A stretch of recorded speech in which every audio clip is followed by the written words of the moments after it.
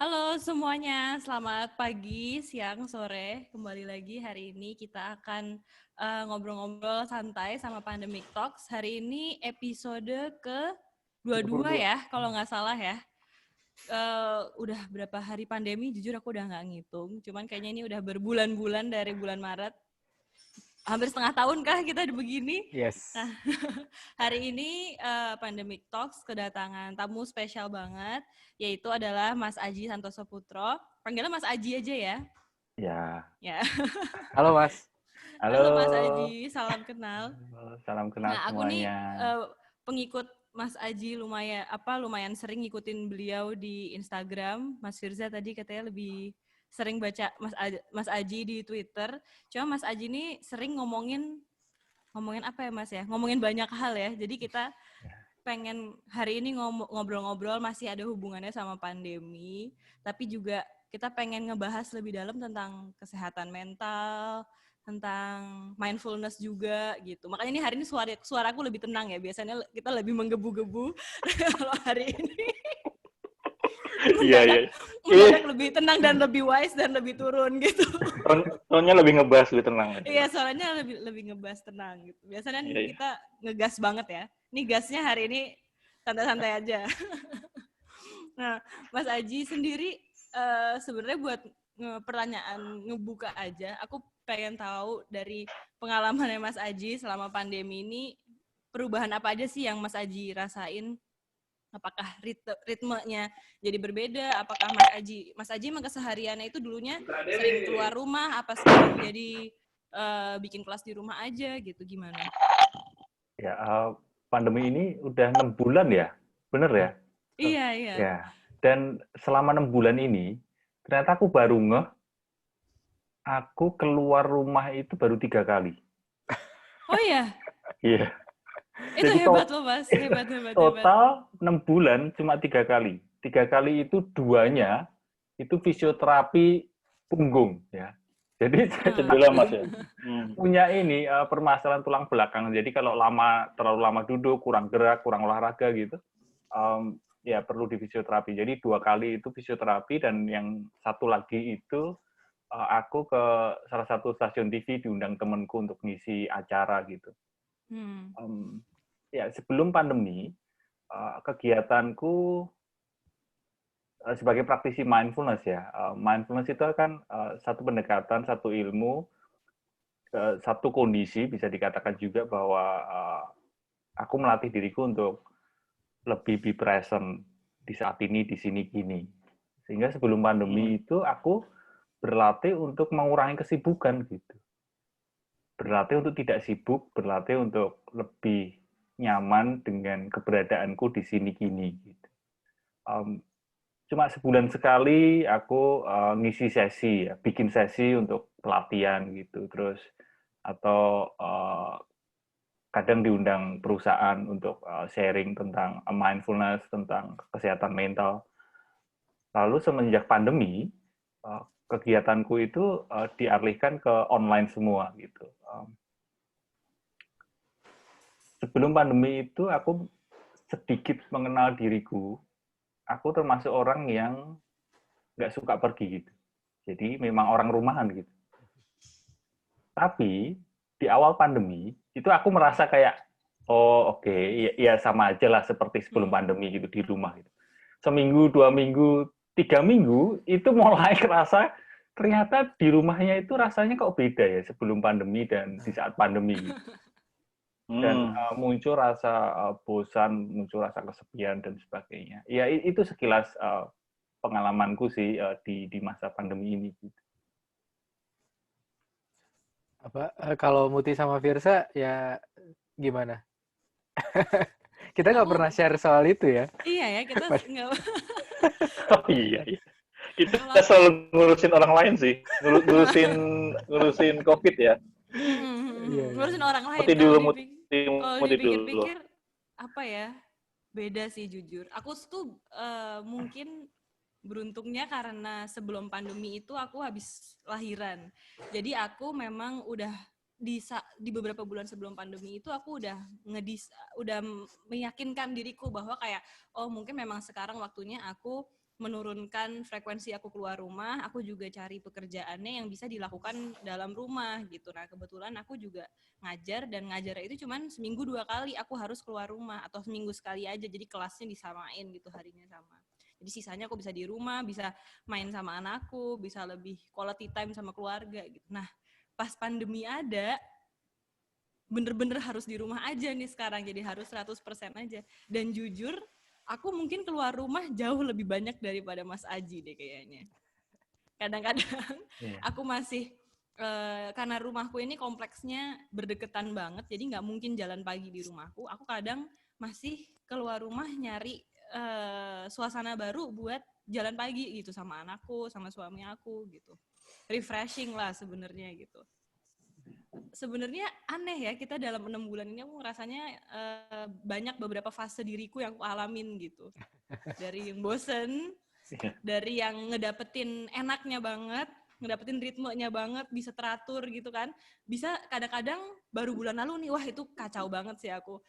Sempet sakit, terus jadi ritmenya udah keganti lagi, nggak mood, ngapa-ngapain nggak mood gitu. Kalau misalnya aku baca-baca namanya apa ya, cabin fever, nggak tahu sih ini bener atau enggak, apakah ini bener yang aku jalanin, cuman gitu aku ngerasanya lucu aja sih, baru sekali ngalamin selama ini harus di rumah ya, walaupun kemarin pas aku habis lahiran juga di rumah, jadi ini kurang lebih mungkin aku udah setahun lebih di rumah terus sebenarnya. Iya.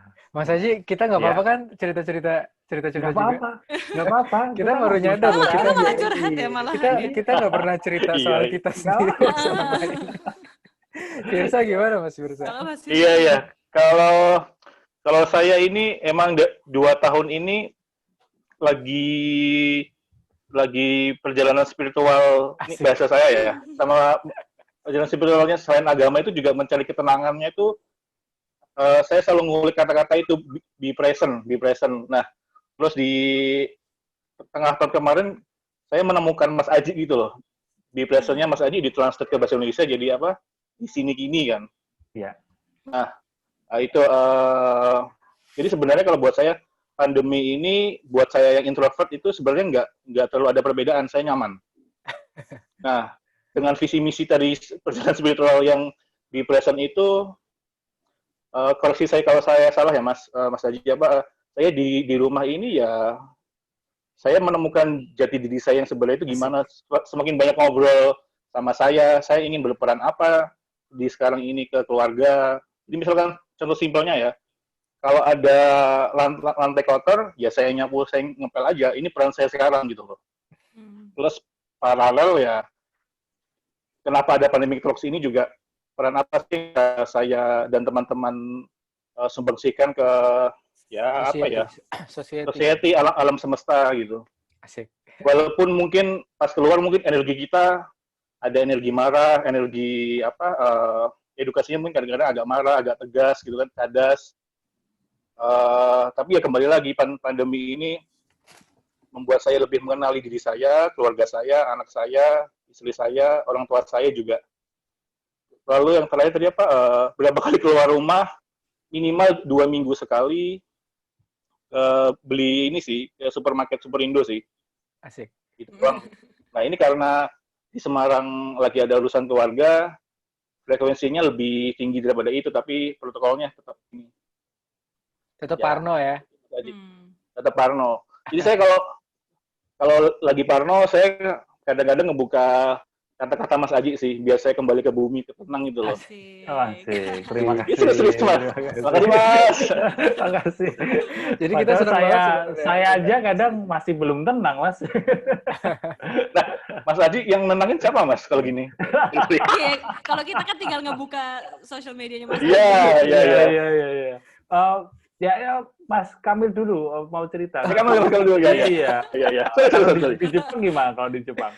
Di Jepang beda ya. Jadi gini, ceritanya unik nih. Bulan Maret tuh saya wisuda S3. Tiketnya itu akhir Maret, tiket pulang Indonesia for good gitu. Tapi Maret tengah itu saya memutuskan saya bakal nggak pulang gitu, memperpanjang, karena saya bisa ngelihat kan, saya kan kebetulan kan Cenayang ya kan Mas? bukan maksudnya apa namanya, Indonesia ini bau-baunya nggak bener nih gitu. Terus ya udah saya ada pilihan ngobrol sama prof saya di sini sama prof saya di Indonesia. Kan saya di institusi pendidikan ya. Bahwa saya nggak mau ngambil risiko gitu. Nggak mau ngambil risiko, saya ada kesempatan tetap di sini sampai kapan? Sampai keadaannya benar gitu. Alhamdulillah semua setuju. Saya kan punya ini juga, bukan komorbid ya. Saya punya risiko yang rada, paru-paru saya kan sempat pernah dioperasi. Jadi saya parno. Saya sendiri parno gila. Apalagi saya tahu walaupun di Jepang juga ada virusnya, tapi beda kan kondisinya. Nah, itu yang saya nyadari itu, dan sampai sekarang saya sangat bosen sih ngejawab teman-teman nanya kapan pulang gitu. Ya, satu sisi kayak nggak ngerti apa ya kondisi, tapi emang semakin kesini semakin nyadar kalau persepsi risiko itu orang beda-beda gitu. Mandang kondisi itu beda-beda. Saya jadi respect sih. Jadi itu salah satu pelajaran dari pandemi ini sih. Apa namanya? Semua lebih kelihatan aslinya sih. Satu sisi. Iya. Ya, misalnya temen Semua lebih kelihatan asli. ininya pandangan-pandangan itu kelihatan, dan kita sangat nyadar juga bahwa dimensinya tuh luas banget untuk secara sosial ya. Kalau secara pribadi saya ada kala-kala stres tuh ada, karena jauh dari Indonesia gitu. Stres lah, keluarga saya kan semua istri anak di sini emang, tapi kan bapak, ibu, sepupu semua di sana, sahabat-sahabat di sana. Firsa sama Muti di situ, di Indonesia. Apa namanya? Bapak saya juga pernah positif gitu kan. Awal Maret, April, sekitar April Mei gitu, positif. Bapak saya kan rada obes gitu-gitu ya, khawatir lah. Kalau ada, saya langsung bilang kalau ada apa-apa saya nggak pulang. Saya tetap pulang juga percuma kan istilahnya. Tapi alhamdulillah ini baik sampai sekarang. Dan kalau kejadian itu ke keluarga saya kan inilah, terus ya pasti saya nggak bisa ngapa-ngapain juga, dan berita duka juga selalu ada, berita yang lucu-lucu juga ada. Pokoknya saya stresnya tuh, mengelola stresnya tuh stres soal itu sih. Saya jauh dari Indonesia sebenarnya. Orang saya bilang wah enak kamu di Jepang gitu. Ya sawang sinawang ya Mas Aji ya. Satu sisi saya sih enak, saya maksudnya di sini, di kota saya kan kota kecil di sini. Kasusnya tuh sehari beneran sering nggak ada gitu, sering nggak ada. Kemarin sempat ada klaster, kan di sini sistemnya istilahnya lebih baik lah, lebih transparan. Jadi kita tahu gitu kondisinya gitu. Kalau di Indonesia kan sedikit buta, ya apa namanya. Jadi di sini ya semua satu visi juga orang-orang. Enggak, apa, konfliknya tuh nggak terlalu kelihatan, konflik di sosialnya nggak terlalu kelihatan. Semua orang pakai masker, semua orang saling nggak usah ada pandemi juga semua orang saling menjauhi diri ya. Di sini tuh Mas Aji pernah ke Jepang, apa namanya? Oh, belum malah kalau Jepang. Kalau orang sini sedikit budaya gitu, sangat menghormatin privasi orang lah. Jadi kalau di trotoar gitu, papasan gitu, orangnya benar-benar ngejauh gitu. Kayak pas pertama saya datang tuh kayak ini orang jijik sama saya apa enggak, maksudnya emang ngasih space gitu ke orang gitu. Jadi apa ya, di sini untuk keamanannya sih ngerasa lebih aman. Kenapa saya milih di sini? Tapi secara jiwa lebih aman, secara main saya tetap ada stresnya. Malam saya rada sering kepikiran gitu, masih sampai sekarang. Tapi mungkin awal-awal dulu sangat sampai nggak bisa tidur saya, apalagi pas ayah saya kena macam-macam. Yang ngelola itu sih sebenarnya. Kok saya jadi cerita banyak. Nggak apa-apa. Iya. Jadi saya jujur nggak jadi podcastnya Mas Aji sebenarnya. Iya. Nggak apa-apa. Makasih loh Mas Aji. Iya, saya orangnya nggak terlalu apa ya. Dari dulu emang stoicism lah, kayak nggak terlalu nggak terlalu pusing sama kondisi, jadi bisa ngelola dan senang sendiri, nggak suka komunitas. Misalnya lari gitu, lari sendiri, sepeda sendiri, jadi nggak terlalu tergantung orang, jadi ya nggak ada yang tak rubah sih. Nongkrong juga apalagi udah 5 tahun di Jepang gitu, nongkrong sama siapa di sini kan, cuma ada keluarga gitu. Jadi nggak ada yang terlalu dirubah sih. Saya cuma ngelola itu aja, ngelola bahwa di rumah saya, di home saya di Indonesia kondisinya rada wow, itu aja sih. Jadi stresnya di situ. Kenapa itu juga jadi dasar kenapa Pandemic Talks bisa jalan ya? Baranya tuh di situ. Jadi reaksi kita stres itu salah satunya gateway-nya di Pandemic Talks. Kita bisa Oh iya, sharing. iya. Benar juga. Kita bisa sharing soal kondisi ini gimana. Ya kira-kira gitu ya. Ya. Gimana Mut? Kok jadi aku? Gak apa-apa loh Mas, kan kita bener-bener baru pertama kali loh Mas Aji jadi cerita masing-masing gini. Iya, nggak apa-apa. Saya selama ini juga sering dengerin cerita orang ya. Nggak tahu kenapa, saya kalau ketemu orang dulu ya sebelum pandemi pada waktu offline gitu, bahkan sampai sekarang itu online gitu, nggak tahu ya mungkin orang terus kepingin cerita gitu dan saya juga nggak apa-apa juga gitu dengerin gitu. Saya suka dengerin gitu. Ya.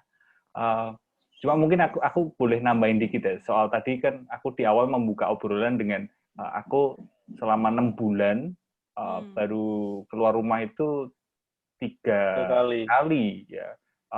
Cuma kalau tadi Mbak Mutia bilang kalau jalan kaki ya. Kalau jalan kaki sih ya di dalam komplek tetap keluar rumah sih, ya kan.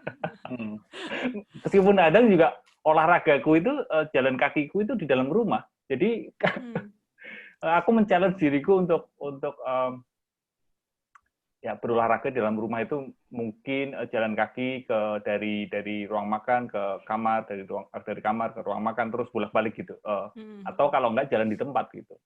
Jadi agak aneh sih, setelah aku pikir-pikir, kegiatanku ya aneh juga ya selama di rumah ini gitu. Tapi itulah caraku untuk menyesuaikan diri, untuk adjust ya. Karena aku percaya barangkali ya, aku tidak terus 100% yakin, tapi barangkali manusia ini memang punya kemampuan untuk menyesuaikan diri. Dan begitulah kita bisa survive sampai di titik sekarang gitu. Kemampuan untuk menyesuaikan diri dengan keadaan.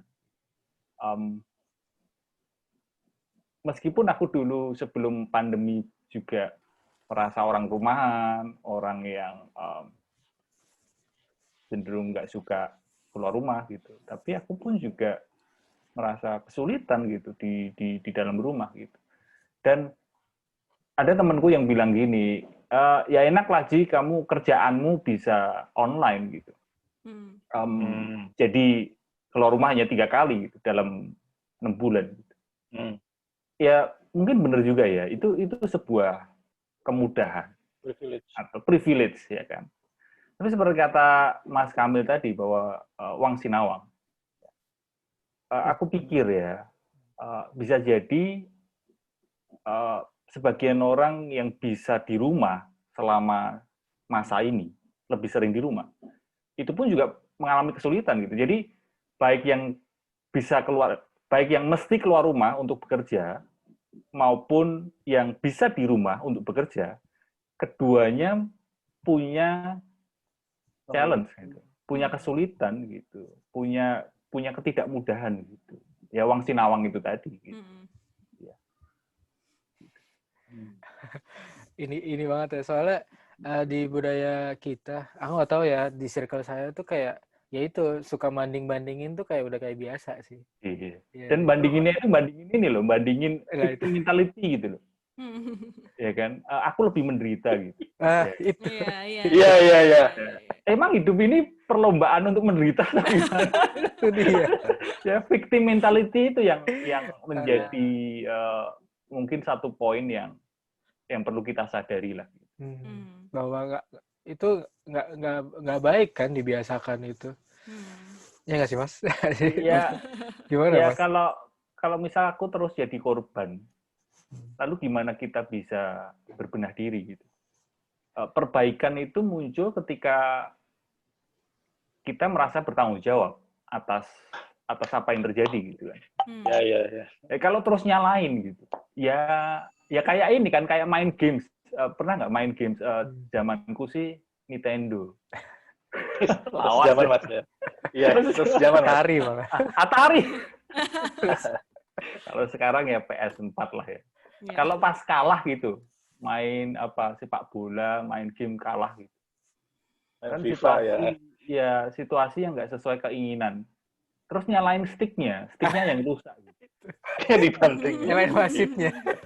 Atau nyalain wasitnya atau nyalain CD-nya apa kasetnya itu. Kaset. Aset.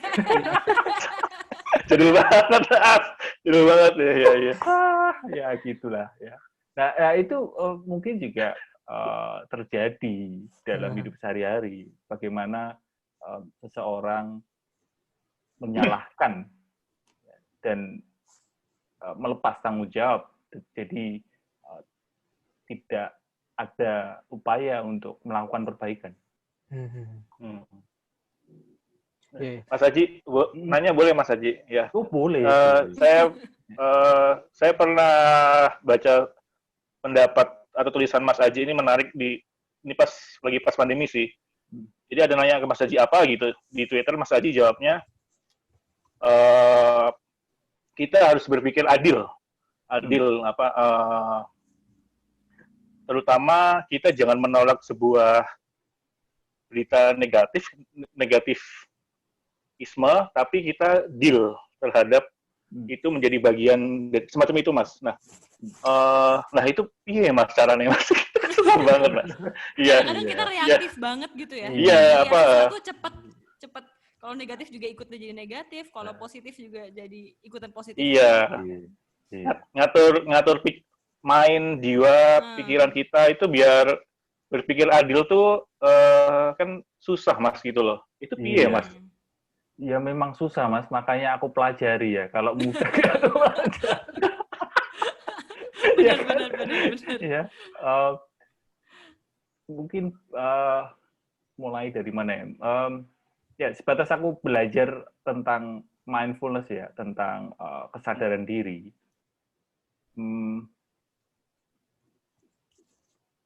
Ketika kita berpikir positif, itu tidak sepenuhnya benar. Karena itu kan hanya asumsi kan? Pribadi. Iya, itu mungkin separuh benar atau sebagian benar. Demikian juga orang yang berpikir negatif. Pikiran negatif itu kan asumsi. Sehingga baik orang yang berpikir positif maupun yang berpikir negatif, sebenarnya itu ya hanya sok tahu lah gitu. Soalnya sekat hitam putihnya, sekat negatif positif kan emang nggak ada kan sebenarnya. Iya, itu kan hanya asumsi. Dan mungkin di masa pandemi ini, salah satu PR besar kita bareng-bareng adalah membedakan fakta dan asumsi. Iya Mas Haji. Iya. Ya kan? Sebuah kenyataan bahwa ya COVID-19 ini ada, memang ada gitu. Tapi asumsi inilah yang kadang bertempur kan, bertengkar antara asumsiku tentang COVID-19 itu ini, sedangkan orang lain asumsinya begini gitu. Iya. Ada yang asumsinya pikirannya positif, ada yang asumsinya pikiran negatif. Tapi ya sekali lagi kalau dari sudut pandang mindfulness, ya asumsi hanyalah asumsi. It's not fact. Kita sebenarnya kan sama-sama tidak benar-benar tahu sebenarnya tentang hidup ini kan. Iya. Dan tidak ada yang benar-benar tahu. Dan itulah serunya hidup ini. Kenyataan, benar-benar kenyataan, itu kita tidak pernah bisa 100% menjangkau. Maka di sisi ilmuwan, dengan adanya metode, dengan adanya penelitian dan sebagainya, itu mendekatkan ke kenyataan. Tapi itu pun juga tidak 100% kenyataan gitu kan. Tetap masih jauh. Iya. Nah, balik lagi ke berpikir positif, berpikir negatif. Mungkin aku sedikit berbagi ya, sebatas yang aku tahu tentang mind, di sisi mindfulness, mind itu fungsinya salah satunya adalah think. Berpikir. Berpikir inilah yang memunculkan thought, buah pikiran, termasuk asumsi, konsep, pemikiran. Ya. Kalau kita hanya mengandalkan fungsi think, di mind ini, ya kita bisa jadi overthinking, muncul asumsi, muncul macam-macam lah gitu. Iya. Stres terjadi, kesepian terjadi, kesedihan, kecemasan, panik, takut terjadi ketika kita terlalu larut dalam thought kita. Terlalu mempercayai pikiran kita sendiri. Kalau perasaan gimana, Mas? Perasaan, kalau di mindfulness atau di neuroscience, perasaan itu adalah bagian dari mind. Karena perasaan itu bukannya terus berasal dari hati, bukan. Perasaan itu Otak ya juga. dari otak juga gitu. Hanya pihak seniman yang mengatakan bahwa perasaan itu dari hati. Jadi kayak aku mencintaimu sepenuh hatiku gitu. Itu kan bahasa-bahasa puitis gitu kan. Tapi merasa sedih, merasa happy, merasa gembira, merasa kesepian dan sebagainya itu pun dari salah satunya dari amigdala gitu. Bagian dari pikiran, bagian dari mind. Maka kita perlu melatih atau menyelaraskan fungsi mind yang lain, yaitu awareness, yaitu mindfulness. Kalau di fungsi think, itu kita akan terombang-ambing antara positif negatif. Sedangkan di fungsi kesadaran diri, ya pikiran hanyalah pikiran. Baik itu pikiran positif maupun pikiran negatif. Thought, just thought. Ya. Dan itulah yang mungkin sedikit bisa mewakili adalah berpikir adil itu tadi. Karena kalau berlebihan berpikir positif, ya maka muncul adalah istilah toxic positivity. Nah, ini dia. Kan? Iya. Kayak kalau gagal, oh itu bukan gagal, itu sukses yang tertunda. Gitu. Aku paling sebel. Iya. Ya kan? Atau ketika ada temen yang beneran sedih gitu, bahkan sampai depres gitu, bersyukur aja lah. Gitu. Kamu kurang bersyukur itu, gitu. Nah, itu toksik banget tuh. Masih positif, iya. Iya, itu karena keinginan kita untuk menarik dari sesuatu yang nggak enak, kita tarik supaya jadi yang enak. Gitu. Sesuatu yang nyebelin, kita tarik sedemikian rupa, kita seret secara gitu, instan ya. supaya nyenengin gitu. Padahal di mindfulness, ya kita berlatih untuk experience reality as it is. Gagal, ya gagal, titik. Gitu. Iya. Lah, ngelolanya itu kan kayak nggak gampang ya. Setiap orang beda-beda ya, Mas ya. Ya nggak sih? Apa namanya? Kalau di orang sakit ya, saya ada saya biasa di lingkungan saya ya. Kan ada tahapan tuh. Ini pasti sesuai juga sih sama mindfulness. Ada pertama didiagnosis sesuatu lah. Misalnya sakit pilek sama sakit atau kanker juga semuanya sama gitu. Pertama denial dulu. Ya nggak sih, Mas? Denial, anger, terus apa lagi ya? Stres ya? Bargain, terus ada stresnya, baru terakhir nerimo kan, acceptance. Nah, curhat di sosmed dulu, habis itu nerimo. Iya. Itu tahapan-tahapan orang kan beda-beda banget ya. Tanya. Tapi orang kan emang harus ke acceptance, iya nggak sih, Mas? Atau atau selalu atau denial aja udah cukup gimana ya? Semua hal itu tuh pasti kan ada tahapannya. Orang ada yang denialnya cepet banget gitu, denial cepet banget, bargain cepet banget, tiba-tiba acceptance. Yang orang yang mindfulness-nya jalan mungkin ya, itu lebih cepat ke acceptance. Itu mungkin ya, itu saya teori asal saya. Itu menurut Mas gimana? Orang tujuannya tuh acceptance atau gimana sih, Mas? Tujuannya orang nerima kondisi ini. Maaf ya. Kalau aku boleh memilih satu kata ya, yaitu adalah sadar ya. Bukan menerima tapi sadar. Maksudnya gini, setiap orang itu kan punya karakter masing-masing, punya kesadaran masing-masing, punya pengalaman masing-masing ya, masa lalunya, mungkin masa kecilnya, mungkin didikan orang tua pada waktu di rumah maupun didikan guru di sekolah, atau mungkin masa lalunya mengalami sekolah yang nggak mudah gitu, masa sekolah yang nggak mudah, dibully dan sebagainya lah, masa-masa lalu gitu. Sehingga diri kita sekarang ini adalah bentukan dari masa lalu. Jadi memang benar ada orang yang mungkin lebih mudah menerima. Tapi ada orang yang memang dia mentoknya di denial, nggak bisa menerima. Dan ya begitulah gitu. Ya begitulah, memang karakternya begitu. Memang dia punya kemampuannya, punya kesadarannya di tahap itu. Nah, lalu kalau begitu gimana? Ya, yang penting adalah menyadari, sadar diri, be mindful bahwa diri kita belum bisa menerima. Itu ya. Ya, jadi bukan memaksa orang untuk menerima, tapi sadari saja bahwa kamu ada di step itu ya. Sadar. Jadi ya menerima bahwa belum menerima gitu. Menerima bahwa belum menerima. Iya. Jadi kayak memaafkan. Kalau memaafkan itu kan kadang orang, kamu harus memaafkan gitu. Ya teman-teman, ya dengan tetap menghormati teman-teman yang mungkin mereka cukup kuat di berpikir positif ya.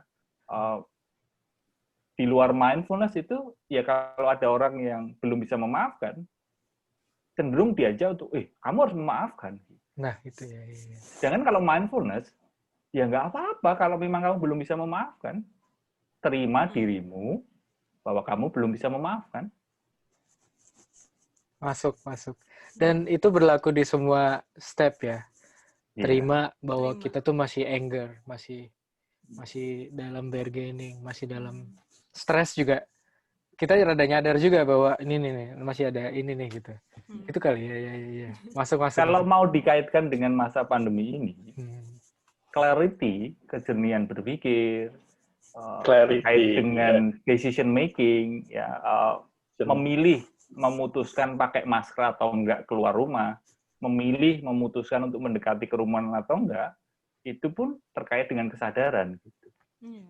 Kalau kita terlalu pede, terlalu berpikir positif, itu pun juga terus jadi tidak punya clarity kan untuk memutuskan, untuk mengambil decision making ya.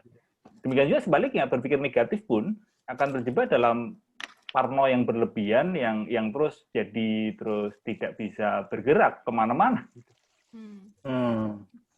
Rugi juga ya sebenarnya. Iya. Stres juga soalnya.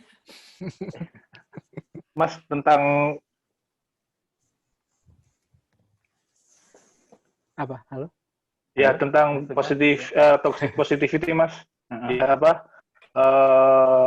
ini sudut pandang saya ya, mungkin salah yang saya perhatikan banyak orang justru nyaman juga dikasih toxic positivity gitu loh. Karena itu adalah sebuah jalan pintas menuju ketenangan menurut mereka ya. Nah, konteksnya yang di pandemi ini, Mas Aji tadi sudah sempat sampaikan, ya ada banyak berita, ada banyak pendapat, ada banyak noise gitu kan. Ada hoax juga kan. Nah, dan berita-berita tersebut juga banyak berita yang positif sekali sehingga menjadi toksik gitu loh. Nah, itu menjadi jalan singkat lah, shortcut beberapa masyarakat yang banyak untuk mengambil sebuah tindakan, tadi Mas Haji bilang berdecision making. Nah, itu kenapa manusia pada akhirnya menempuh jalan pintas itu. Jadi dia nggak sadar ini toxic positivity dan dia menelan mentah-mentah sebagai fondasi alasannya, oke, besok aku mau piknik nih, gitu loh. Kenapa? Itu tingkat kesembuhannya banyak kok, gitu. Yang mati kan, yang meninggal cuma berapa persen sih, gitu. Orang tua. Ya, itu. Saya bahagia kok, saya pasti imunnya hebat, gitu. Gimana Mas Haji, pendapatnya Mas Haji? Ada bias kan di situ. Kita mesti pakai kalung dulu dong. Nah, itu. Udah pakai kalung belum? Iya, kalau pakai kalung tambah kebal lagi kan. Itu udah super kebal. Iya. Saya memahaminya gini sih.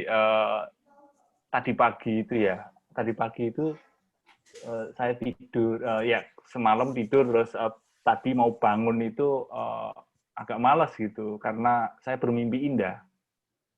Ah, Kalau kita tidur iya Mas. bermimpi indah, dibangunin kan sebel ya.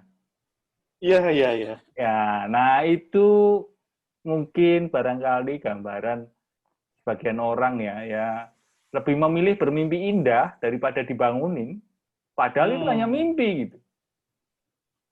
Asik Dan sih analoginya. Terus.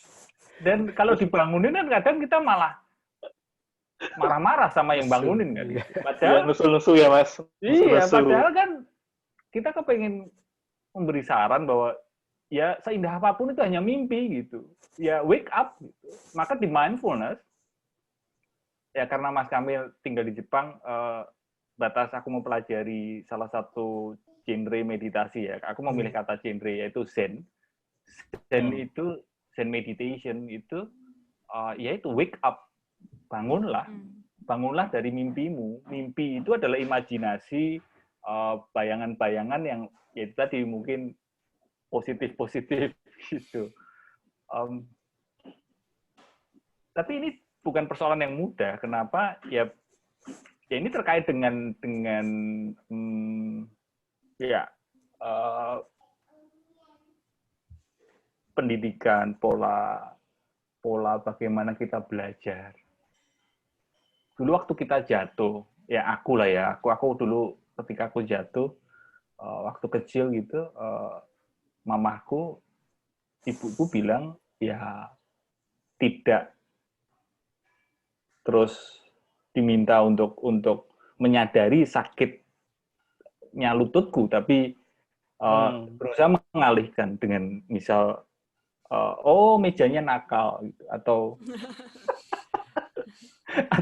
mungkin kalau nggak Dimarahin apa-apa. mejanya. Anak laki-laki kuat kok gitu ya. ya gitu, Kalau anak lagi gitu. Tahanan kuat tahanan gitu. atau berusaha untuk mengalihkan ke hal yang lainnya. Oh itu ada balon gitu. Zaman dulu belum ada games atau apa, itu ada balon.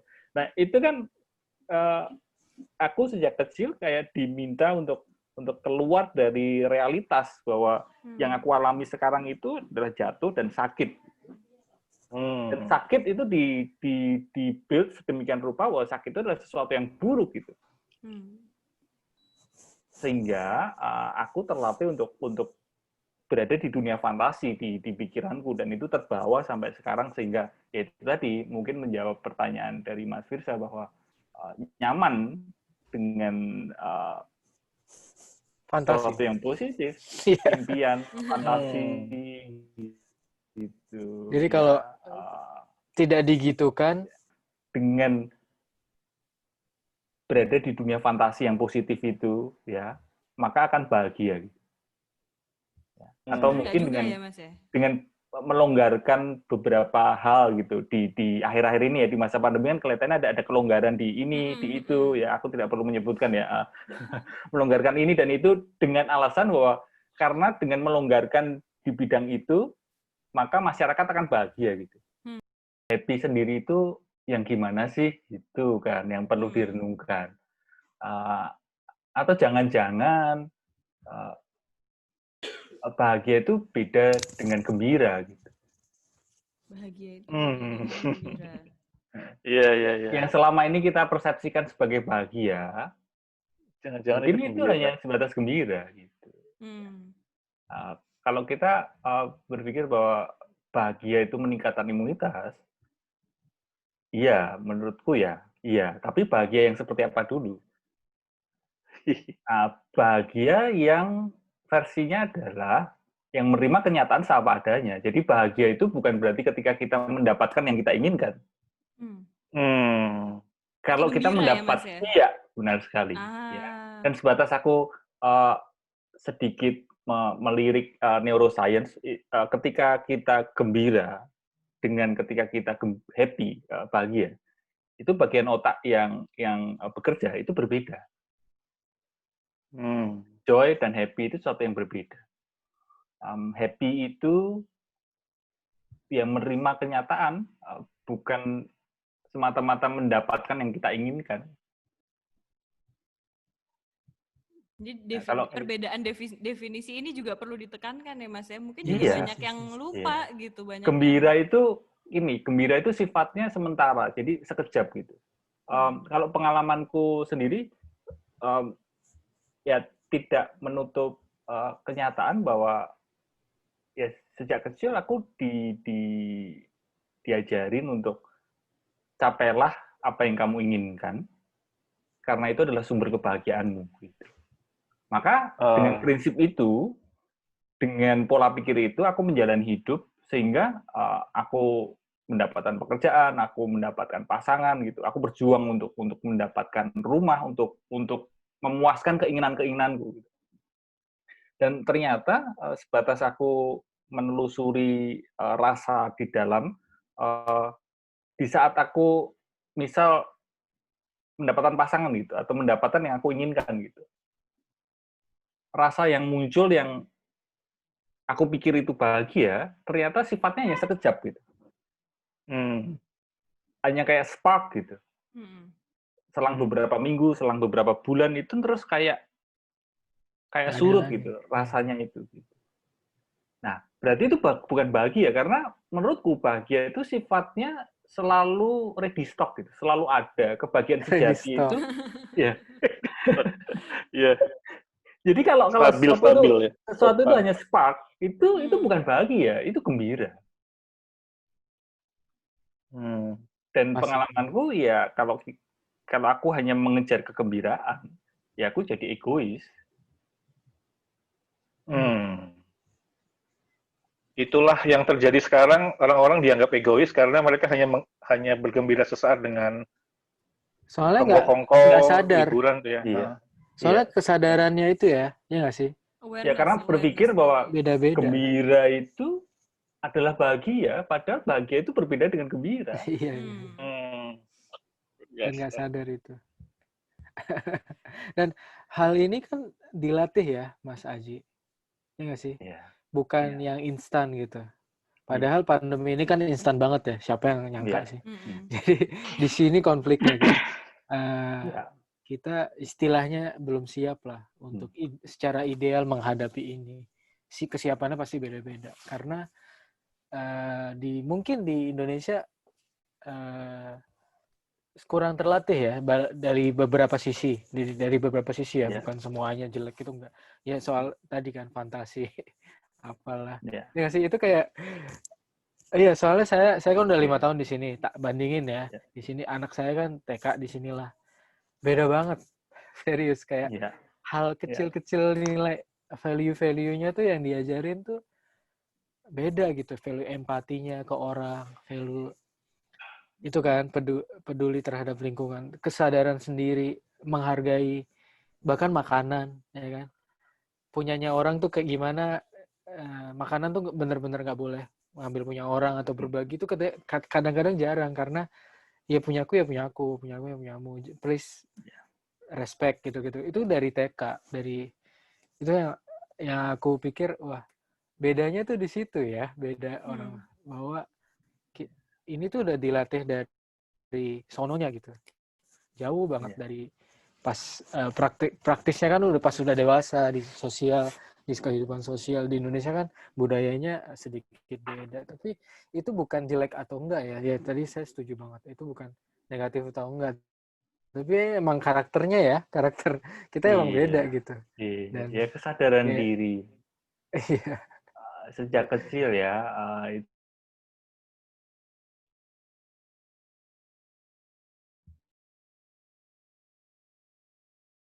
itu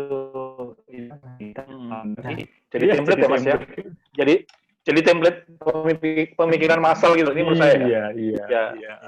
Kalau nggak nikah sebelum umur 30 nggak bahagia. Iya.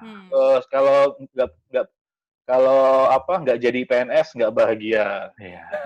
Kalau anaknya nggak lengkap cowok cewek nggak bahagia gitu. Pokoknya macam-macam yang itu ya. Butejo semua lah pokoknya. Ya itu kan unconsciousness ya, kolektif gitu. Jadi kolektif unconsciousness ya. Itu ada salah satu tokoh psikologi yang mengutarakan itu. Jadi ketidaksadaran generasi sebelum kita yang diturunkan ke kita, ya, mindset, anggapan-anggapan yang kita pegang begitu erat, dan bahkan sampai sekarang itu kita tidak berpikir untuk menanyakan kembali, meragukan lagi. Pernahkah kita meragukan itu, menanyakan apakah itu harus? Apa iya emang harus begitu sih gitu? Contoh yang terkait dengan pandemi ya. Terkait pandemi ini kan sebatas yang aku tahu gitu. Aku sendiri juga ngalami ketika ketemu orang itu kayak ada keharusan untuk tersenyum dan harus buka masker. Iya. Malah pas ngomong senyum buka ya. Iya. Itu mungkin kalau di Jepang ya bodo amat lah gitu, nggak harus senyum lah sama orang gitu. Dan di Indonesia, manusia Indonesia ini kan cenderung gotong royongnya begitu kuat, jangan sampai menyakiti hati, ya kan? Atau harus nyenengin orang gitu, harus bikin happy orang lain gitu. Pernahkah kita renungkan, emang harus ya membahagiakan orang lain? Emang harus ya memberikan kayak ketika ketemu orang harus buka masker dan harus tersenyum, memberikan senyuman kepada orang. Nah itu mungkin itu termasuk unconsciousness kolektif ya, collective unconsciousness gitu. Ada jeratan-jeratan pikiran yang bahkan diturunkan kita gitu. Ya, saya setuju tuh, diturunkan secara neuroscience juga. Saya juga di bidang itu. Ya emang gen-gen yang itu yang bertahan tuh yang itu kan. Ya, jadi ya dan itu dibentuknya berapa ratus tahun secara evolusi kan. Jadinya gen-gen yang kayak gitu ya diturunkan sesuai sama regionnya kan orang ini. Jadi ya kultur itu kebentuk karena itu, ya? Organik juga, bukan karena jadi pendidikan kalau mau ngubah ini ya pasti takes time. Takes time-nya itu beneran panjang banget gitu. Ya. Dan masalahnya di sini pandemi aku ini mulai kan ini sih kayak mulai dari diriku sendiri gitu. Yaitu dengan latihan. Itu dilatih. Iya, latihannya ya harus sadar, itu latihan menguatkan otot ya. Aku memilih kata otot ya, meskipun itu belum tentu tepat itu. Otot awareness. Gimana cara melatihnya ya? Aku terus-terusan meskipun masih sering malasnya sih, aku terus-terusan duduk diam, hanya mengamati pikiranku sendiri.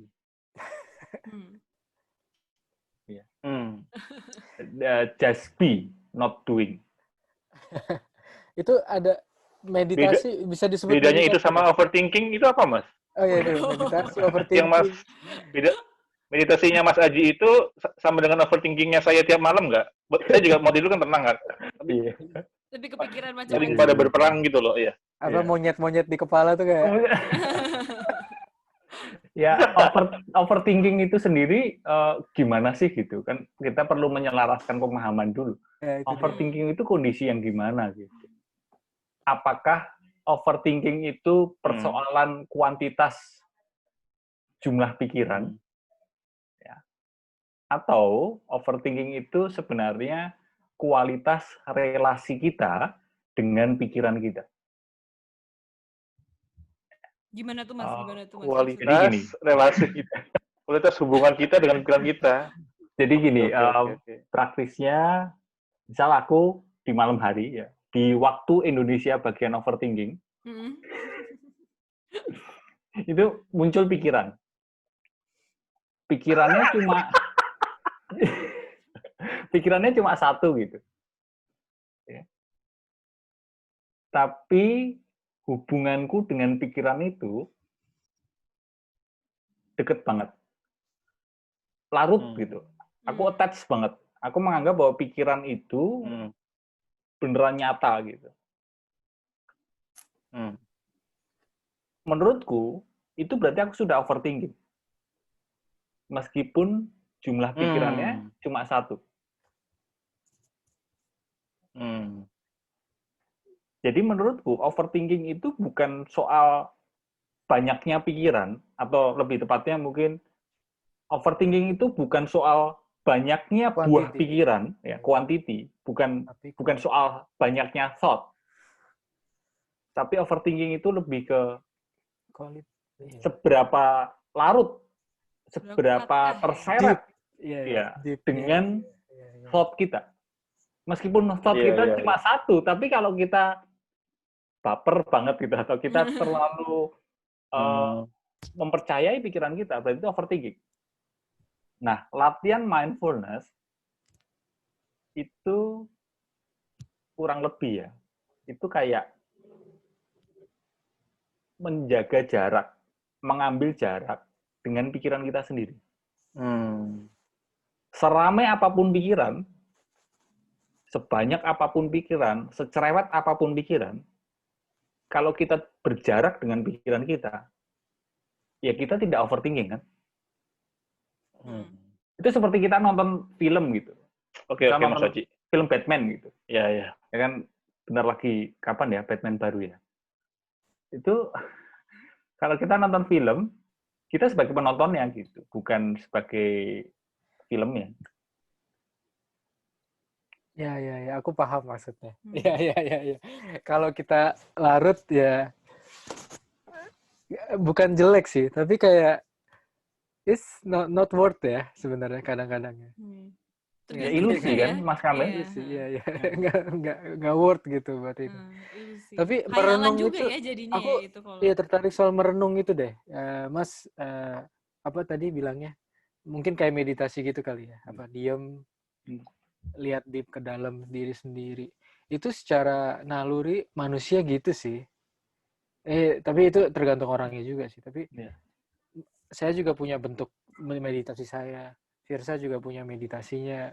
Muti juga punya kan istilahnya. Saat-saat merenung tuh ada gitu.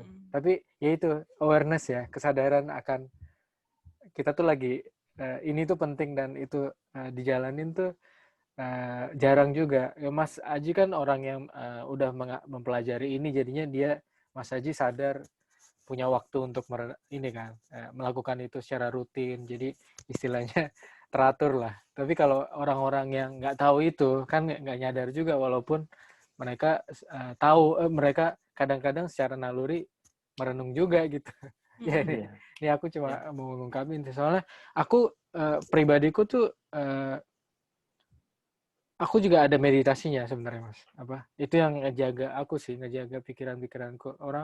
Aku kan dokter bedah Mas, jadi nggak boleh panik. Ya itu, jadi everything have to be slow at the moment gitu kan. Misalnya ada perdarahan gitu, misalnya lagi operasi ini kan harus tenang dulu, harus pikirannya ABCD itu tuh dilatih juga gitu. Itu juga caranya juga meditasi juga. Nafas gitu-gitu loh. Ada ininya juga. Yang saya dapat bahkan bukan dari sekolah saya di bedah, tapi saya dulu pas ikut klub basket, pelatih saya dia juga orang Chinese kebetulan. Dia juga ngajarin meditasi.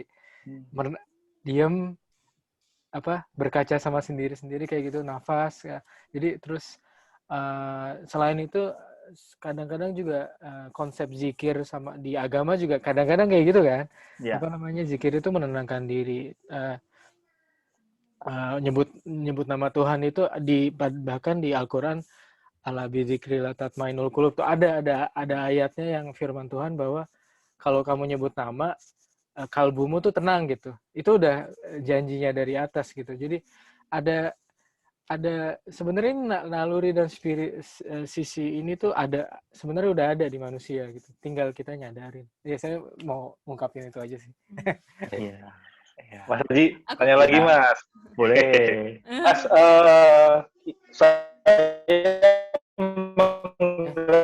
maksudnya koneksinya kurang bagus. Putus-putus suaranya. Kan diri saya di saat pandemi ini hal yang jelas nggak? Nggak, ulangi. Sekarang udah. Halo. Sekarang boleh diulangi. Oh ya. Ya gini. Saya mengkategorikan diri saya itu saya gelisah jika orang lain tidak memahami atau mengikuti konteks pandemi ini, protokolnya. Itu saya gelisah sekali gitu. Lalu saya pernah baca quote-nya Mas Haji, tulisannya, ada hal-hal yang bisa kita kontrol dan tidak bisa kita kontrol gitu loh.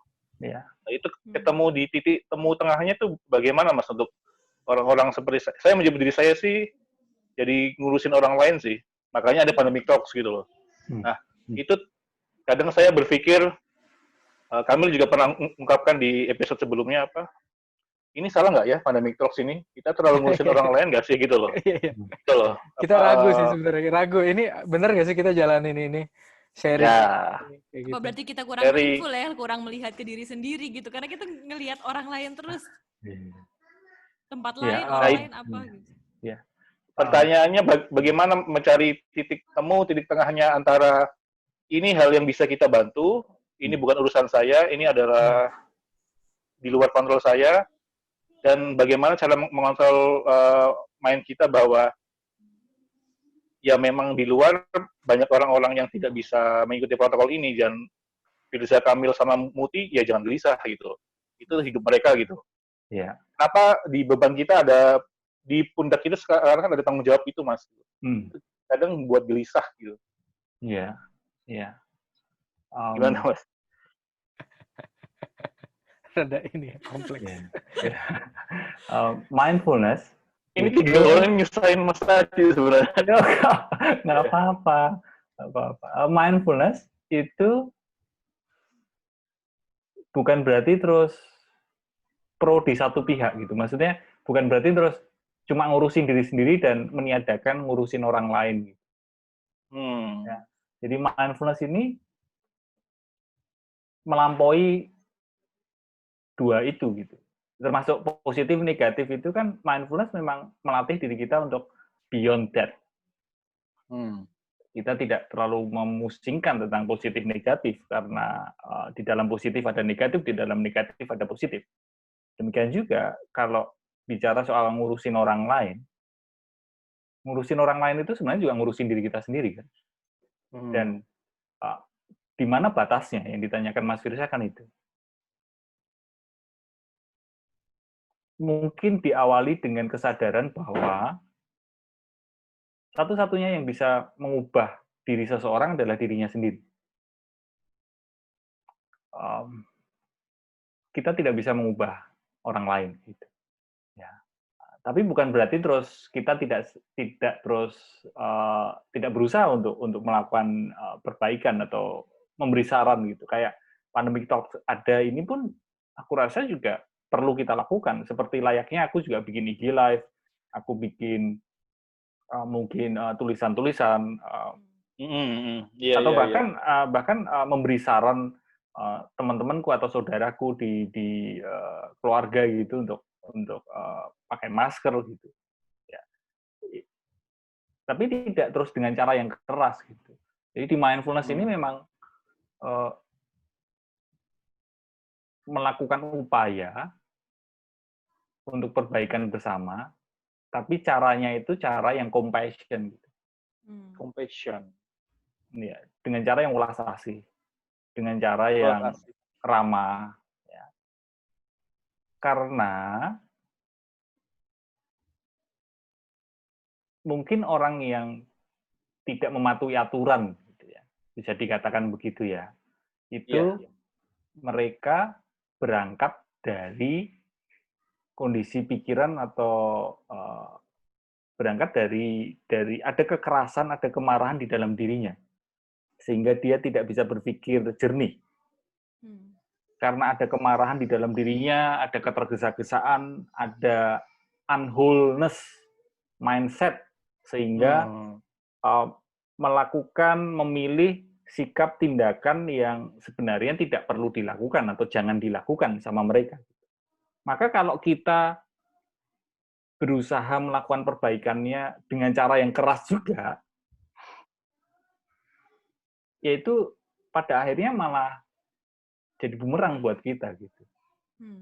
Jadi tidak memperbaiki masalah yang ada.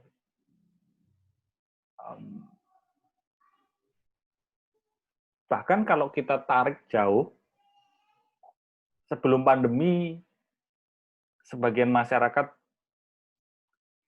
punya niat yang penuh kekerasan dengan niat yang jauh dari compassion, sehingga mungkin merusak alam, sehingga terus melakukan hal-hal yang tidak baik untuk alam semesta, sehingga mungkin ya itu yang menjadi penyebab kita berada di masa sekarang ini dengan adanya pandemi ini gitu.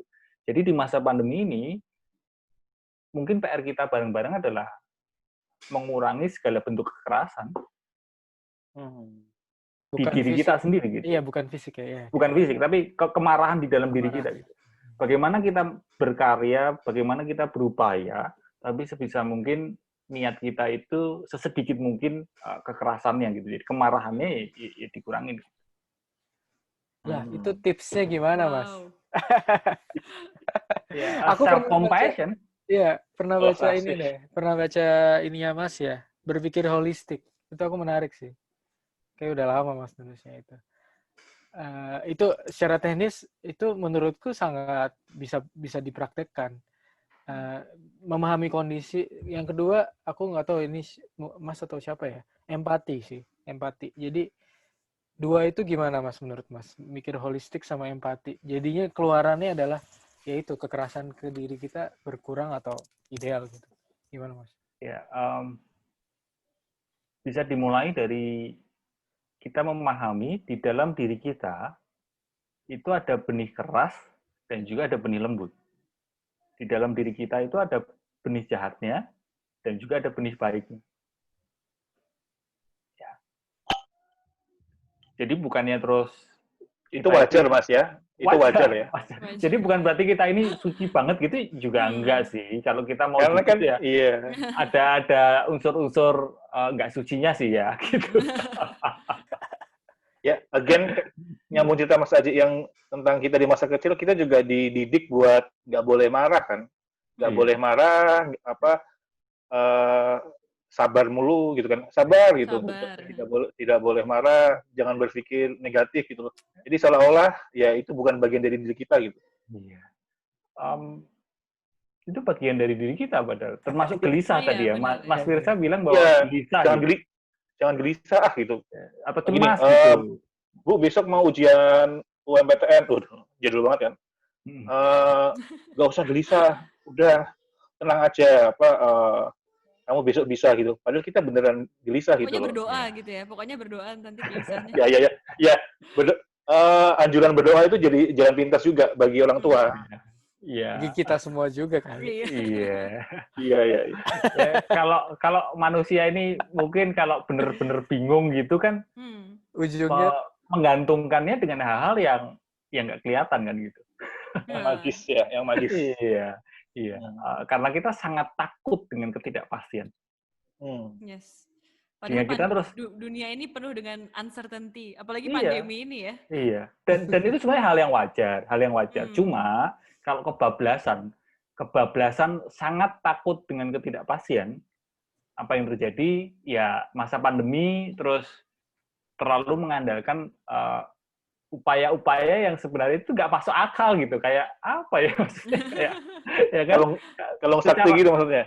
Iya. Jadi kayak dari kan aku melihat ada sisi spiritual, ada sisi ilmuwan gitu. Ada sisi yaitu dua itu kan sebenarnya perlu seimbang gitu. Jadi bukannya terus di masa pandemi ini hanya mengandalkan cuma spiritual aja gitu. Kayak ya udahlah nggak apa-apa, kerumunan nggak apa-apa, nggak usah pakai masker nggak apa-apa. Yang penting rajin berdoa lah gitu. Iya. Mati itu di Tuhan gitu. Iya. Udah tadi tuh ya. Iya kan. Itu kan perlu seimbang. Iya sebenarnya. Ya perlu juga berdoa itu perlu. Ya, secara spiritual itu perlu. Tapi ya sisi ilmuannya, sisi saintisnya ya perlu diupayakan gitu. Nah, kalau balik ke tadi yang gelisah, cemas, terus kita dilarang ya. Bahkan sekarang ini kan di masa pandemi ini kan juga kayak ada nggak boleh cemas gitu. Kita diminta jangan cemas, jangan gelisah, jangan takut. Takut. Loh lah, gimana lah wong, gelisah, cemas, takut itu bagian dari diri kita kok gitu. Jadi kalau di sisi mindfulness, ya nggak apa-apa toh gelisah, nggak apa-apa cemas. Ya. Kita hanya bisa berdamai dengan cemas sebenarnya, bukan meniadakan cemas. Berdamai dengan cemas. Ya. Menyadari adanya cemas. Menyadari. Ya, aku cemas. Tapi cemas hanyalah bagian dari diriku. Bukan untuk diresistensi, dilawan gitu, kayak jadinya gini kan. Kalau dirangkul. Nah, kalau ditarik jauh sebelum pandemi, ini seru sih, menarik karena ini menjadi obrolan yang mungkin akan kita bisa memahami kenapa kok di masa pandemi ini kita kayak secara psikis ya, secara kesehatan mental sangat menantang. Jadi jauh sebelum masa pandemi, ya cukup banyak orang yang ketika kesepian, ketika sedih, ketika mengalami unpleasant feelings, cara yang mereka lakukan itu cenderung kurang sehat. Sampai jatuh loh ya kan. Iya. Masih, Mas. Sampai beresonansi. Ya. Cenderung kurang sehatnya kenapa? Contoh, ketika sedih, lalu berusaha menekan dan memendam sedih itu. Jadi, setiap hari sebenarnya ya sedih, sebenarnya gelisah, tapi smiley face terus. Berpura-pura bahagia. Ya, lama-lama kalau diterusin jadinya kayak Joker nanti. Ya. Film bagus banget. Contoh bagus. Film bagus banget, sumpah. Nah, itu adalah contoh respon terhadap unpleasant feeling dengan cara kurang sehat. Yang pertama, yaitu tekan pendam. Tekan pendam. Ya, dan itu kita cukup ahli. Sebelum pandemi kita begitu. Kita di orang Indonesia ahli ya, tekan pendamin ya. Iya, yang Mas penting nerimo ing pangdum itu, Mas. Iya, yang penting apa namanya, kelihatan happy terus, seneng terus ya. Enggak bagus kalau sedih, enggak bagus kalau marah gitu. Nah, jurus kedua yang kurang sehat juga dan kita latih jauh sebelum masa pandemi adalah sebaliknya, antitesanya, yaitu lampiaskan. Ya, reaktif ya. Jadi sedih kelihatan sedihnya. Apalagi marah. Ketika marah, keluarin ya, bentak-bentak ya. Ketika kesepian ya langsung kelihatan kalau dia itu kesepian gitu, reaktif ya. Itu nulis jurus status kedua. Gitu ya, Mas, ya? Nulis status ya, pokoknya lebay lah gitu. Ya, itu jurus kedua. Jurus ketiga yang kurang sehat ini aku juga dulunya sering ya, bahkan sekarang itu juga masih sering. Jurus ketiga adalah mengalihkan. Distraction. Ya. Mengalihkannya yaitu misal kesepian, udahlah jalan-jalan ke mall aja, gitu ya kan? Atau ketika stres kerjaan, ngemil ya kan, makan. Aduh, saya Mas, itu saya. Ya, atau kalau enggak kalau aku itu misal kalau pas nggak nyaman gitu secara emosi gitu, terus udahlah beli buku aja lah sebanyak-banyaknya gitu. Jadi shopping itu jadi pengalihan ya. Atau termasuk pengalihan untuk mengatasi unpleasant feeling. Atau misal ketika baru marah atau pokoknya unpleasant feeling lalu kecanduan sosial media. Atau terus fanatik beragama atau terus macam-macam lah. Itu adalah coping untuk sebenarnya keluar dari unpleasant feeling. Tapi sekali lagi itu kurang sehat. Dan yang terakhir, jurus keempat yang kurang sehat juga adalah reframing. Reframing. Ya, contoh tadi gagal, oh ini bukan gagal, ini sukses yang tertunda. Ya. Ketika putus, berpisah sama orang yang lagi sayang-sayangi, ya kan? Itu lalu bilang, perpisahan adalah pintu untuk pertemuan dengan orang yang lebih tepat selanjutnya. Gitu-gitu loh, ya kan? Ya, Cisi-cisi gitu ya. Iya, ya kalau di awal mungkin kita perlukan ya reframing untuk ngeyem-yem hati ya, untuk menenangkan hati.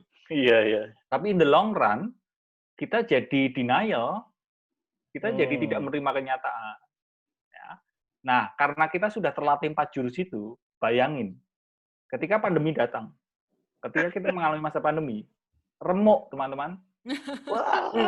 Karena akses untuk melakukan itu cukup banyak yang tertutup. Yes. Maka sekarang ini banyak orang yang beralasan gini, sebatas aku baca di sosial media itu mereka membolehkan atau membenarkan dirinya untuk ke mall, untuk ke kerumunan karena hanya dalam rangka lah kalau di rumah kesepian kok. Imunnya turun. Imunnya turun. Jadi mungkin sebagian orang berpikir bahwa satu-satunya cara untuk memulihkan kesepian adalah mendekat ke keramaian. Ya tapi tidak bisa kita pungkiri karena memang itu kita latih ya sebelum masa pandemi bertahun-tahun, bahkan sejak kita kecil kita dilatih seperti itu. Iya. Padahal di mindfulness ya kalau kesepian, temui kesepianmu.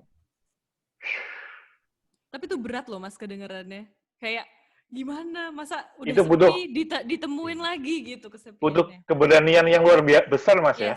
Iya. Makanya bahagia yang sebenarnya itu merupakan hak orang-orang yang berani saja. Bahagia. Aku langsung diam gitu. Kok iso? Bener banget, Mas. Untuk bahagia itu kita perlu berani. Kalau kita nggak berani untuk menemui diri sendiri, kita nggak berani untuk menemui rasa kesepian, menemui rasa sedih kita, menemui rasa kecewa kita, ya bisa jadi kita tidak berhak untuk bahagia karena ya kita hanya di dunia mimpi tadi kan. Kita selalu lari terus, kita tidak mau enggan untuk menemui rasa sedih kita. Wow. Lah nge-bridging itu gimana, Mas? Sekarang kan itu kadang-kadang orang yang denger ini nih, gimana cara itu gitu? Ada ini nggak? Iya, simple sebenarnya ada caranya. Untuk masuk ke latihannya ya, praktisnya itu simple, tapi saking simpelnya jadi mungkin ribet ya buat kita. Simpelnya gini, luangin waktu setiap hari 5-10 menit untuk duduk diam. Pejamkan mata, udah amati saja apa yang muncul di pikiranmu, apa yang muncul di perasaanmu. Jadi ya bolehlah kalau memang protokol kesehatan ketat untuk nonton bioskop itu ya nggak apa-apa gitu. Tapi ada yang lebih penting menurut saya, nonton bioskop di pikiran kita sendiri. Iya. Malah nggak pernah dikunjungi, Mas ya. Iya. Oh iya. Padahal itu jadi cara untuk apa ya? Bahagia gitu. Iya. Mengidentifikasi diri sendiri ya, meredefinisi lah istilahnya. Dan timingnya ini bebas ya Mas ya? Gimana? Timingnya, maksudnya waktu terbaik untuk timing meditasinya nonton bioskop di kepala kita itu gimana Mas? Kenanya kalau boleh saran sih pagi hari ya. Pagi hari. Karena kalau praktisi meditasi, praktisi mindfulness itu pagi itu jadi kunci. Jadi sebelum beraktivitas, sebelum berkegiatan, ya setidaknya beresin hubungan dengan diri sendiri dulu. Melihat pikiran, melihat perasaan gitu. Karena secara filosofis, ketika kita luangin waktu ya 5 menit, 10 menit, duduk diam, pejamkan mata, lalu menyadari pikiran yang muncul, menyadari perasaan yang muncul, pertanyaan filosofisnya gini, ketika kita melihat pikiran kita, ketika kita melihat perasaan kita berarti yang diamati atau kita yang mengamati? Kita yang kedua, dua-duanya. Mati. Dua-duanya ya. Ya, coba kita bayangin ya. Sekarang kita duduk diam, nggak usah pejamkan mata, bayangin aja duduk diam, lalu amati saja pikiran muncul ini, misal mikirin cicilan KPR misalnya kan, atau mikirin tagihan hutang, atau tiba-tiba mikirin mantan ya, muncul ingatan akan mantan, atau muncul perasaan sedih. Mengamati dong. Nah, ketika di proses itu dua-duanya sih sebenarnya timbal balik. Pas itu mengamati. Kita yang mengamati, kita lagi diamati. Dua-duanya, Mas. Dua-duanya. Kita mengamati diri sendiri. Bingungin. Diri sendiri diamati oleh diri kita. Terjadinya di tempat yang sama kan gitu.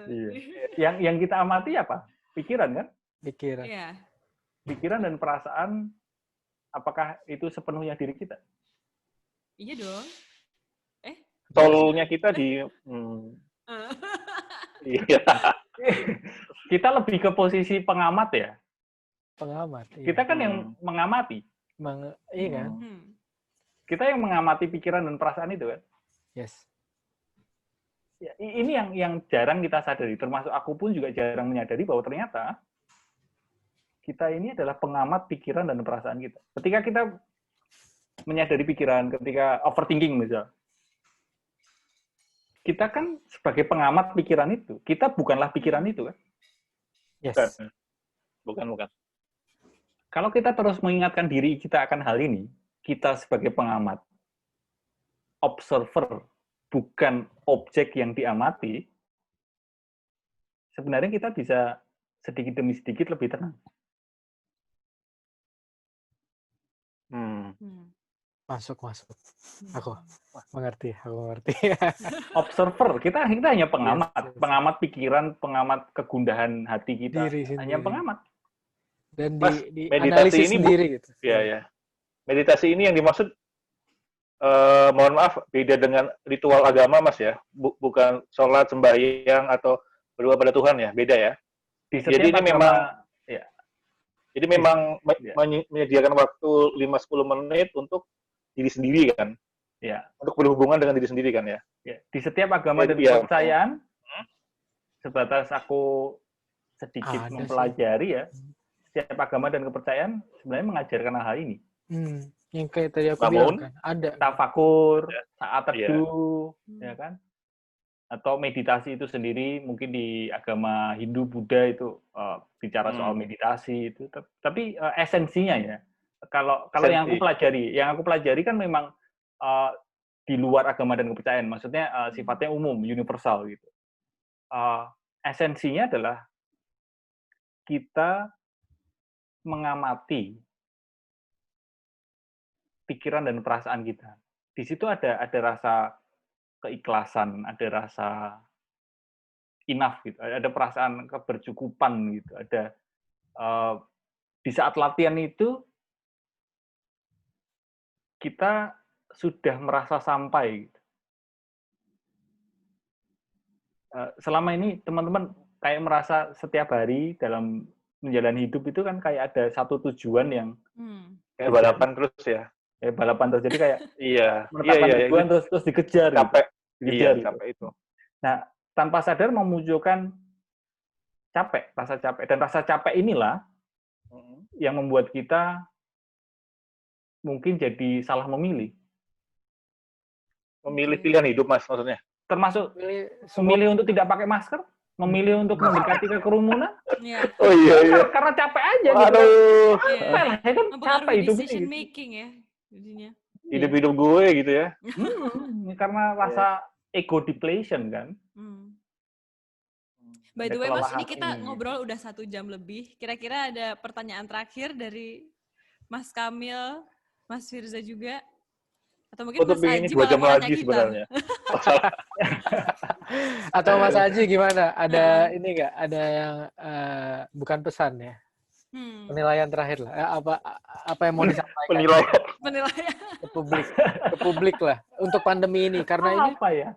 konteksnya pandemi ini kan lebih lama nih. Pasti lama nih. Mungkin sampai tahun depan.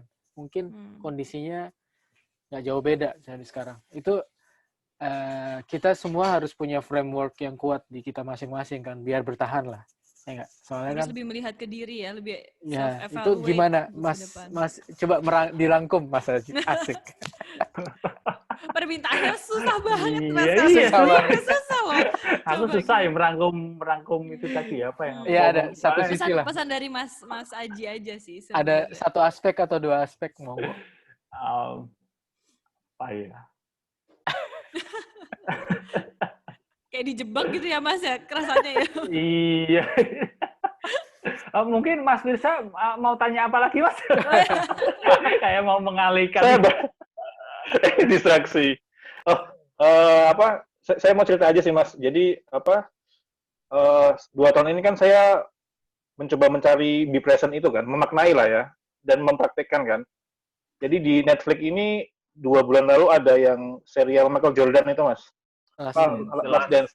itu di episode-episode terakhir ada satu orang orang di klub Chicago Bulls-nya bilang bahwa kekuatan terbesar dari Michael Jordan itu bukan dia skillful atau dia kerja keras, tapi karena dia di pressure-nya. Itu saya, wow, ini Mas Aji banget.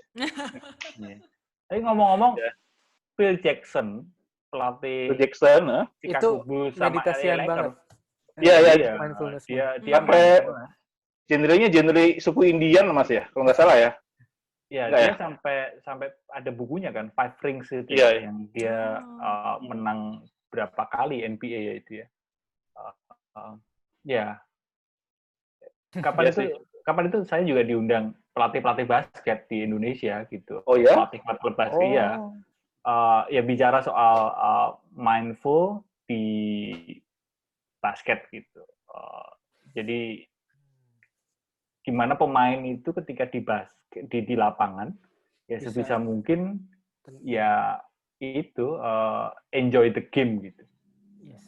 Enjoy Beneran the berada game. di Saya Iya. tadi cerita yang pelatih saya yang pas basket ngelatih meditasi itu persis ngajarinnya gitu. Jadi saya juga ngerasain ada orang yang bisa konsentrasi gitu di basket. Itu tuh setiap menitnya itu basket kan cuma 40 menit ya.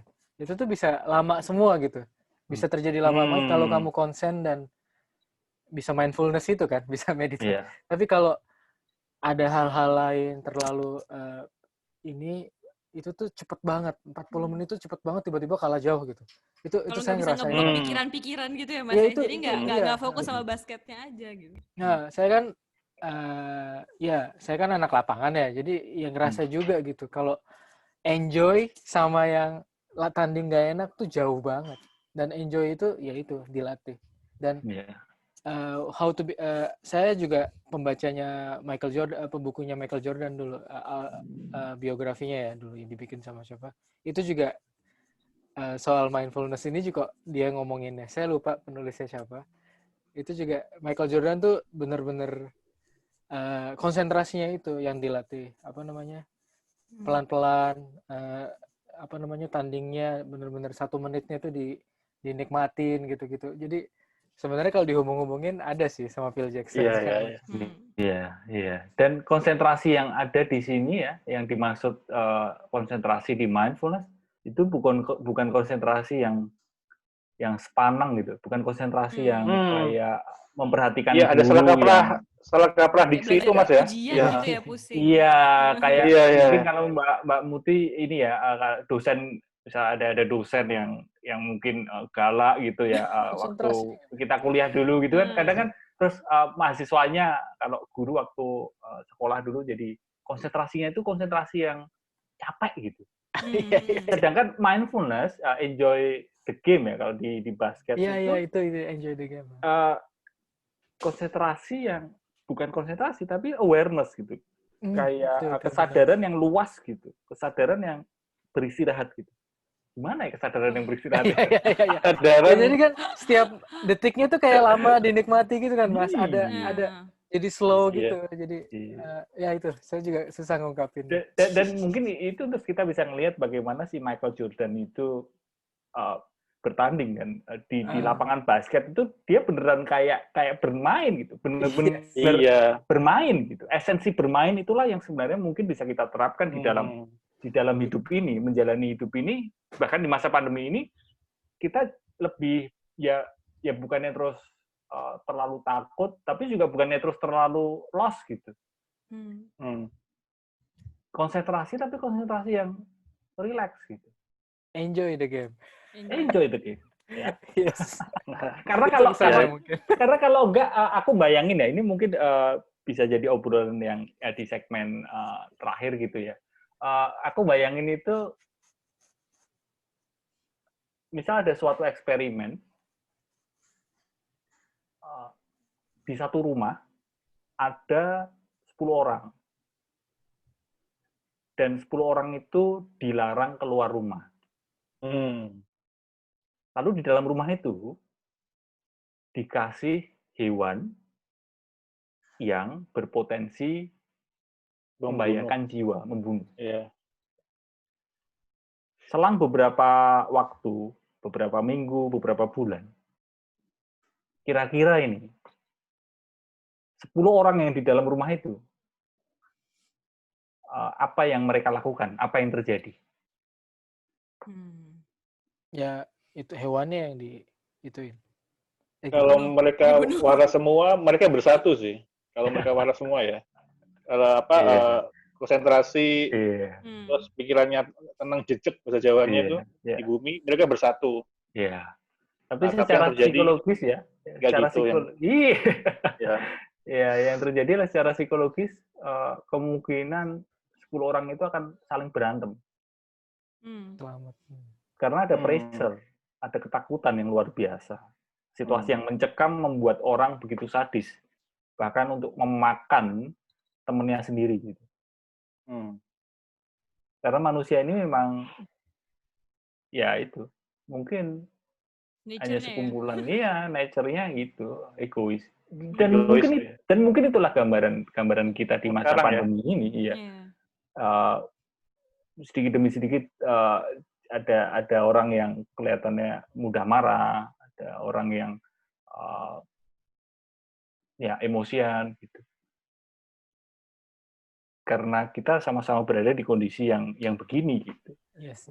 Dan itu yang perlu terus kita saling mengingatkan lah ya.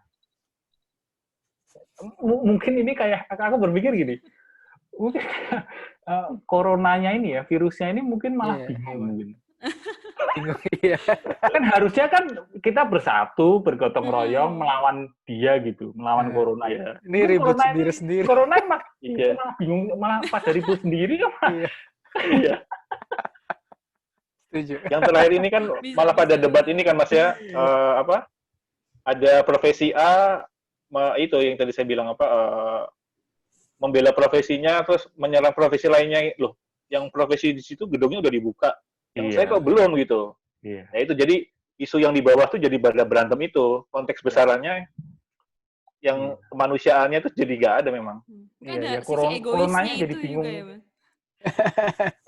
Mikirin dirinya dia sendiri atau bidangnya dia atau pekerjaannya dia gitu. Kok yang lain udah buka, saya belum. Ya memang itu balik lagi tadi ke benih di dalam diri kita ya. Selain benih gotong royong, selain benih kebersamaan, di diri kita ini juga ada benih egois. Benih sadis itu ada gitu. Benih serakah, greedy itu ada di dalam diri kita. Maka remnya atau titik tengahnya adalah kesadaran. Karena dengan menyadari, kita jadi, ya itu tetap muncul. Jadi kontrol, tetap ada kontrolnya. Tetap muncul, oh iya ini aku serakah, oh aku punya keinginan untuk begini. Tapi respon setelahnya bisa lebih terkendali. Lebih bijak lah respon setelahnya. Jadi yang mengatakan greedy, serakah, egois, sadis itu iblis salah Mas ya? Dalam mindfulness ini. Ya itu seolah-olah itu di luar kita, jadi merasuki kita, terus kita jadi emosional, jadi kita dididik seperti itu soalnya. Iya di saat ambil ketawa aku lah ya, di saat misal aku menganggap bahwa diriku itu suci banget, tidak ada serakahnya, aku menganggap diriku itu pokoknya putih banget, nggak ada hitamnya gitu. Malah mudah terpleset untuk melakukan hal-hal yang sebenarnya iblis banget gitu. Ya kan? Iya. Di dalam diri kita ya mungkin ini terlalu generalisasi kita ya, tapi mungkin di dalam diriku lah ya, di dalam diriku ini ya ada sisi malaikatnya gitu, tapi ada sisi bajingannya gitu. Bukan iblis tapi bajingan ya. Iya. Ya setannya ada sisi setannya, ada sisi iblisnya gitu. Sisi kebaikannya juga ada gitu. Jadi ya. Komplit ya sebenarnya. Gila kompleks ya pembicaraan kita hari ini. Banyak self refleksinya banget. Iya. Makasih Mas Haji. Makasih ya Mas Haji, thank you banget. Seru nanti, sih Mas. Mungkin bisa diundang lagi, bukan karena pandemi masih lama dan kita tiap minggu ini. Ya, jadi boleh. Kalian ya, mungkin kita hubungi lagi ya Mas Haji. Ya. Seru banget ngobrol-ngobrolan kita. Thank you banget ya Mas sekali lagi. Ini recordingnya aku stop dulu.